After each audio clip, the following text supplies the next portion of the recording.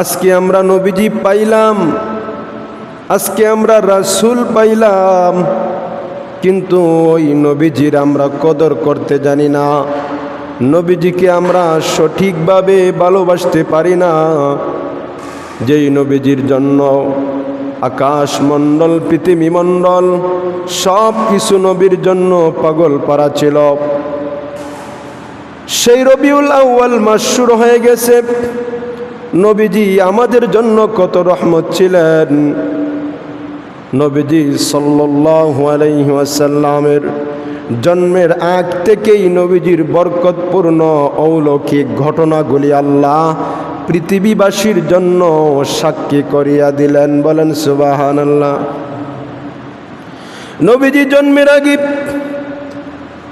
হস্তি বাহিনীর ঘটনা ঘটেছিল।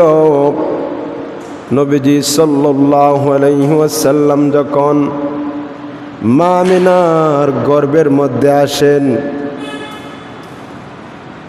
মা আমিনার গর্ভের মধ্যে আসার পরে মায়ার নবীর বাবা আব্দুল্লাহ চিরতরে দুনিয়া থেকে চলে গেলেন। নবীজি মায়ের গর্ভে থাকাকালীনেই বাবা দুনিয়া থেকে চিরবিদায় হয়ে গেলেন। নবীজির পাড়া প্রতিবেশীর মহিলারা তারা আব্দুল মুত্তালিবের কাছে করতেছে, আব্দুল মুত্তালিবের কাছে তারা নালিশ করতেছে, ও আব্দুল মুত্তালিব, তোমার পুত্রবধূর স্বামী দুনিয়া থেকে চলে গেছে। আল্লাহ রসুলের মার নাম কি? আমেনা। মার নাম কি? বাবার নাম? বাবার নাম কি? আব্দুল্লাহ। বাবার নাম আব্দুল্লাহ। স্বামী দুনিয়া থেকে চিরবিদায় হয়ে গেছে। আমেনা যখন রাস্তা দিয়া বাইর হয় তখন তার শরীর থেকে মেশকে আম্বরের সুগ্রানের চাইতে আরো বেশি সুগ্রান বারইতে থাকে। সুবহানাল্লাহ। ও আব্দুল মুত্তালিব, যেই মহিলার স্বামী মারা যায়, বিধবা হয়ে যায়, উনি খুশবু আতর ব্যবহার করতে পারেন না, কারণ ওনার স্বামী দুনিয়া থেকে চলে গেছে। আব্দুল মুত্তালিব তার পুত্রবধূ মা আমেনাকে ডাক দিয়া বলেন, ও আমার পুত্রবধূ, আমার সন্তান তো কয়েক মাস আগে দুনিয়া থেকে চিরবিদায় হয়ে চলে গেছে, তাহলে তুমি এই রকম আতর সুগ্রান লাগাইয়া রাস্তায় বাহির হও কেন? মা আমেনা দুইটা চোখের ফানি সারিয়া দিয়া বলেন, ও আমার শ্বশুর আব্বা, আমি কোনদিন আতর সুগ্রান আমি লাগাই নাই। হে আমার শ্বশুর আব্বাজি, আপনি কি জানেন যেদিন আমার পেটে সন্তান আসলো, সন্তান আসার সঙ্গে সঙ্গে আমি যখন মুখ থেকে তুতু নিক্ষেপ করি, তখন আল্লাহ আমার তুতু থেকে সুগ্রাণ সৃষ্টি করিয়া দেয়। হে আমার শ্বশুর, আমি আতর লাগাই না, আমার পেটে যেই সন্তান মুহাম্মদ, এই সন্তানের উসিলায় আমার আল্লাহ আমার পেটের ভিতরে সুগ্রাণ ভর্তি করিয়া দিয়েছে। ও আমার আব্বু, মা আমেনা বলেন, আমি যখন সুসংবাদ পাইলাম আমার সন্তানের, তখন আমার ঘরের দেওয়ালগুলা আমি আমেনারে সালাম জানায়া দেই। হে আমার শ্বশুর, আমি যখন রাস্তা দিয়া বাহির হই, তখন রাস্তার আশেপাশের গাছ, বৃক্ষ, লতা, তরু সব কিছু আমি আমেনাকে সালাম জানাই।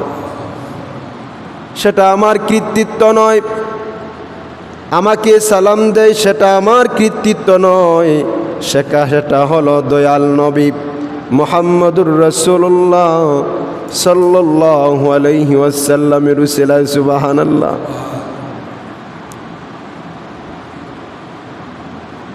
নবীজি সাল্লাল্লাহু আলাইহি ওয়াসাল্লাম মায়ের গর্ভে থাকাকালীন সময়ে আল্লাহ তাআলা বিভিন্ন কুদরত এই দুনিয়ার মানুষকে দেখাইতেছেন, সাক্ষী দিতেছেন।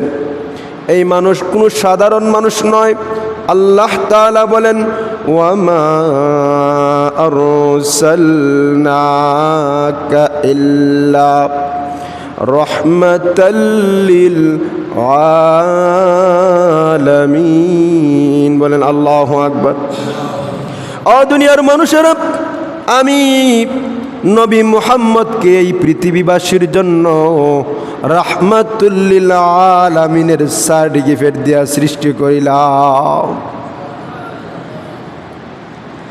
মা আমিনা বলেন, দুনিয়াবাসী জানিয়া রাখো, আমি যখন কূপের মধ্যে পানি তোলার জন্য যাই, কি তোলার জন্য? হে আমার শ্বশুর, আমি যখন কূপের মধ্যে পানি তুলতে যাই, সন্তান আসার আগে আমি কূপ থেকে পানিটা দড়ি দিয়া টানিয়া টানিয়া পানি তুলিয়া বাড়িতে আনতাম। যখন আমার পেটে এই সন্তানটা আসলো, আর আমি আমেনা যখন এই কূপের কাছে যাইতাম, এই কূপের নিচের পানিগুলা মহান আল্লাহর ইশারায় ওই পেটের সন্তানের উসিলায় আমার সামনে চলে আসে। সুবহানাল্লাহ জুড়ে বলেন। কূপের পানি নিচে থাকে না উপরে থাকে? নিচে। নবীজির মহব্বতে, নবীজির ভালোবাসায় কূপের পানিগুলি উপরে চলে আসে। মক্কার অন্যান্য মহিলারা দাঁড়ায়া দাঁড়ায়া আমাকে বলে, ও আমেনা, তুমি কূপের কাছ থেকে যাইও না। কেন যাইও না? তুমি যতক্ষণ পর্যন্ত এই কূপের কাছে থাকবে, আমাদেরকেও দড়ি দিয়া পানি টানতে হবে না, কারণ তোমার উসিলায় কূপের পানিটা যখন উপরে উঠে, আমরাও তোমার উসিলায় পানি নিয়ে আসব। এটা কার শান? নবীজির শান। কার শান ভাই? নবীজির শান। নবী আমার জান, নবী আমার প্রাণ। নবী আমাদের জান, নবী আমাদের প্রাণ। মুহাম্মদুর রাসূলুল্লাহ সাল্লাল্লাহু আলাইহি ওয়াসাল্লামের জীবনীর আলোচনা হইতেছে। খুব সুন্দর আলোচনা। রবিউল আউয়াল মাস আগামীকাল থেকে শুরু হয়ে যাবে। মা আমেনা বলেন, আমার পেটে সন্তান আসছে। অন্যান্য মহিলাদের সন্তান গর্ভে আসলে কষ্ট হয়, খাইতে পারে না, ঘুমাইতে পারে না, হাঁটতে পারে না, পেটটা একটু উঁচু উঁচু হয়ে যায়। মা আমেনা বলে, ও জগৎবাসী, আমি আমার সন্তান গর্ভে আসার পরে আমি কোনো কষ্ট পাই নাই, আমি কোনো ব্যথা পাই নাই। আমি আমার খাইতেও পারছি, ঘুরাইতেও পারছি, ঘুমাইতেও পারছি। আমি যখন রাস্তা দিয়া বাহির হই, রাস্তার গাছপালারা আমি আমিনাকে নবীজির মহব্বতে সালাম জানাইছি। অপৃথিবীবাসী জানিয়া রাখো, নবী কত বড় ভালোবাসার জায়গা। আজকে আমরা নবীজিকে পাওয়ার পরেও, উম্মত হওয়ার পরেও নবীজির সঠিক কদর আমরা করতে পারি। নবীজি সাল্লাল্লাহু আলাইহি ওয়াসাল্লামের মা বলেন, আমার সন্তান যখন ভূমিষ্ঠ হবে তখন সাধারণত নারীরার ব্যথা ওঠে, কিন্তু আমার কোনো ব্যথা হয় না। নবীজি জন্মগ্রহণ করেছেন রক্তপাত ছাড়া, কোনো রক্ত আসে নাই। নবীজি সাল্লাল্লাহু আলাইহি ওয়াসাল্লামকে আল্লাহ দুনিয়ার জীবনে কুদরতিভাবে মায়ের পেটে নারকে খাটিয়া আল্লাহ তাআলা কুদরতিভাবে দুনিয়ার জমিনে প্রেরণ করিয়া দিলে। নবীজির শান আলোচনা হইতেছে, মনোযোগ দিয়া শুনেন। মা আমিনা ডাক দিয়া বলেন, ও জগৎবাসী, আমার সন্তান দুনিয়াতে আগমন করার পরে ছোট্ট 1 ঘন্টার বাচ্চা, 5 মিনিটের বাচ্চা সন্তান জন্মগ্রহণ হওয়ার সঙ্গে সঙ্গেই নবী মুহাম্মদ মাটির মধ্যে আল্লাহর জন্য সিজদায় পড়িয়া গেছে। আরো জুড়ে বলেন না সুবহানাল্লাহ। আমি কুলে তুললাম, আমি শিশু মুহাম্মদকে কুলে তুললাম, তোলার পরে দেখি মুহাম্মদের একটা হাত তার লজ্জাস্থানের মধ্যে দিয়া আছে। নবীজি শিশু মানুষ, লজ্জা কি শিশু মানুষেরা বুঝে না, প্রস্রাব করে আগে মুতে মা পরিষ্কার করে। মা আমিনা বলেন, আমার সন্তান যখন জন্মগ্রহণ করেছে তার হাতটা লজ্জাস্থানের মধ্যে রাখাম, আমরা হাত সরাইতে যাই, সন্তান কান্না করা শুরু করে দে। কিছুক্ষণ পরে মা আমিনা বলেন, আমরা বুঝে গেছি আল্লাহর খেলা। মা আমিনা বলেন, ও উম্মে আইমান, দাসীকে ডাক দিয়া বলেন, আমার ঘর থেকে আমার কাপড়ের একটা টুকরা আনিয়া আমার সন্তানের লজ্জাস্থানটাকে ডাকিয়া দাও। মুহাম্মদ সাল্লাল্লাহু আলাইহি ওয়াসাল্লামের লজ্জাস্থান ডাকার পরে আল্লাহর রাসূল তার হাতটাকে সরাইয়া দিলেন। কিছুক্ষণ পরে মা আমিনা বলেন, আমি তাকে দেখি আমার ঘরের দরওয়াজাটা ফাঁক হয়ে গেছে। ঘরের দরওয়াজাটা ফাঁক হয়ে গেছে। আসমান থেকে জিবরাইল আমিন চলে আসছেন। আসার পরে উনি বলেন, আমার কানে একটা আওয়াজ আসলো, কিছু কুয়াশা আমার ঘরটাকে একেবারে কুয়াশায় আচ্ছন্ন করে ফেলেছে, আমি কিছুই দেখতে পারি না। একজন বলতেছে, কিছু সময়ের জন্য মুহাম্মদকে আড়াল করে দাও মা আমিনা থেকে। সুবহানাল্লাহ। কিছু সময়ের জন্য মুহাম্মদকে মায়ের কাছ থেকে আড়াল করে দাও। কিসের জন্য আড়াল করে দাও? হযরতে জিবরাইল আমিন ডাক দিয়া বলেন, এই যে ছোট্ট বাচ্চা মুহাম্মদুর রাসূলুল্লাহ আসছে, সেই মুহাম্মদুর রাসূলুল্লাহ হলেন রাহমাতাল লিল আলামিন। পৃথিবীর উত্তরে তাকে দেখাও, পৃথিবীর দক্ষিণে তাকে দেখাও, পৃথিবীর পশ্চিমে তারে চিনাও, পৃথিবীর পূর্বতে তারে চিনাও, যাতে করে কোনো মাখলুক বলতে পারে না যে মুহাম্মদ সাল্লাল্লাহু আলাইহি ওয়াসাল্লামকে আমরা চিনি নাই। বলেন সুবহানাল্লাহ। আবার মায়ের কুলের মধ্যে হযরতে জিবরাইল আমিন আল্লাহর রাসূল সাল্লাল্লাহু আলাইহি ওয়াসাল্লামকে মায়ের কুলের মধ্যে দিয়া দিলেন। বলেন না সুবহানাল্লাহ। আব্দুল মুত্তালিব দাদা সংবাদ পাওয়ার পরে অনেক খুশি হয়ে গিয়েছিলেন। একজন বাদী যাইয়া আব্দুল মুত্তালিবকে নাতি হওয়ার সুসংবাদ দিয়েছিল।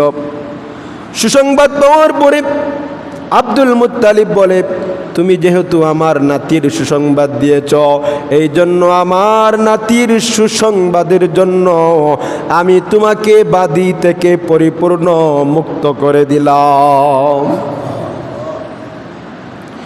কিছুক্ষণ পরে আব্দুল মুত্তালিব ঘর থেকে শিরশির কান্নার শব্দ আসতেছে। উনি কানটাকে একটু ভালো করে খেয়াল দেয়া দেখতেছেন। গোরের পুত্রবধূ আব্দুল্লাহর স্ত্রী আমিনা কান্না করতেছে। বলেন সুবহানাল্লাহ। উনি ডাক দিয়া বলেন, ও আমার পুত্রবধূ, সন্তান হয়ে গেল, তুমি কান্নাকাটি করলে না, এখন সন্তান তোমার কুরের মধ্যে চলে আসছে, এবার তুমি কেন কান্নাকাটি করতেছ? ঘটনা কি? মা আমিনা ডাক দিয়া বলে, ও আমার শ্বশুর আব্বা, আমি কান্দি এই জন্য, যদি আজকে আমার সন্তানের বাবা আব্দুল্লাহ দুনিয়ার মধ্যে জীবিত থাকত, তাহলে তার বাবা কতই না খুশি হতো। সুবহানাল্লাহ। আব্দুল্লাহ কতই না খুশি হতো। সন্তানের জন্য খেলনা নিয়ে আসতো, সন্তানের জন্য কত খাবার নিয়ে আসতো। সন্তান যত যাই কিছুই হোক না কেন, সন্তানকে বাবার মতো আদর কেউ করতে পারে না। বাবার মতো আদর সন্তানরে কেউ করতে পারে, এই জন্য আমি কাঁদতেছি। আব্দুল মুত্তালিব বলে, ও আমার পুত্রবধূ, টেনশন করার কোনো প্রয়োজন নাই। আমার নাতির আনন্দ দেওয়ার জন্য যত কিছু প্রয়োজন সব কিছু আমি আব্দুল মুত্তালিব করার চেষ্টা করব। আরো জোরে বলেন না সুবহানাল্লাহ। নবীজি সাল্লাল্লাহু আলাইহি ওয়াসাল্লাম এই পৃথিবীতে আসলেন। আমরা সাধারণত এই পৃথিবীতে আসার পরে আমাদেরকে খতনা করাইতে হয়, আমাদের খতনা করিয়া মুসলমান বানাইতে হয়। কিন্তু না, মা আমেনা বলেন, আমার সন্তানকে আল্লাহ গর্ভের মধ্যেই খতনা করাইয়া দিয়েছি। দুনিয়ার মধ্যে সন্তান ভূমিষ্ঠ হওয়ার পরে 7 দিন যাওয়ার পরে আমরা সন্তানের নাম রাখি। মা আমেনা বলেন, ও পৃথিবীর লোকেরা, আমি স্বপ্নে আমার আল্লাহ আমাকে জানিয়ে দিয়েছেন এই সন্তানের নাম দুনিয়াতে হবে মুহাম্মদ সাল্লাল্লাহু, সবাই বলেন মুহাম্মদ সাল্লাল্লাহু আলাইহি ওয়াসাল্লাম, আর আখিরাতে তার নাম হবে আহমদ। বলেন না সুবহানাল্লাহ। আল্লাহ তাআলা নবীকে এত মহব্বত করেছেন, এত ভালোবেসেছেন, নিজের কালেমার সঙ্গে নবীজির নাম আল্লাহ জুড়াইয়া দিয়েছে। বলেন সুবহানাল্লাহ। কালেমা তৈবা বলে, লা ইলাহা ইল্লাল্লাহু মুহাম্মাদুর রাসূলুল্লাহ। কালেমার মধ্যে 2টা অংশ। লা ইলাহা ইল্লাল্লাহর মধ্যেও আল্লাহ তাআলা 12টা হরফ রাখছেন, মুহাম্মাদুর রাসূলুল্লাহর মধ্যেও আল্লাহ 12টা হরফ রাখছেন। লা ইলাহা ইল্লাল্লাহর মধ্যে কোনো নক্তা নাই, মুহাম্মাদুর রাসূলুল্লাহর মধ্যেও কোনো নক্তা নাই। আল্লাহ তাআলা নবীজিকে ভালোবাসিয়া নিজের সঙ্গে সব সময় রাখিয়া দিয়েছে। আল্লাহ তাআলা কোনো পশু পাখির জিকির করে না, কোনো নবীজির ইবাদত বন্দেগী করে না, কারো প্রশংসা আল্লাহ তাআলা কাজে কারণে করেন, কারো ইবাদত করে না, কারো তাসবিহ পড়ে না আল্লাহ তাআলা। কিন্তু আল্লাহ তাআলা বলেন, ইন্নাল্লাহা ওয়া মালাইকাতাহু, বলেন ইন্নাল্লাহা ওয়া মালাইকাতাহু ইউসাল্লুনা আলান নবী ইয়া আইয়ুহাল্লাযীনা আমানু সাল্লু আলাইহি ওয়া সাল্লিমু তাসলিমা। আল্লাহ তাআলা বলেন, ও দুনিয়ার মানুষেরা, এমন একজন নবী আমি তোমাদেরকে দিলাম যেই নবীজির প্রতি আমি আল্লাহ দুরূদ পাঠ করি। বলেন না সুবহানাল্লাহ।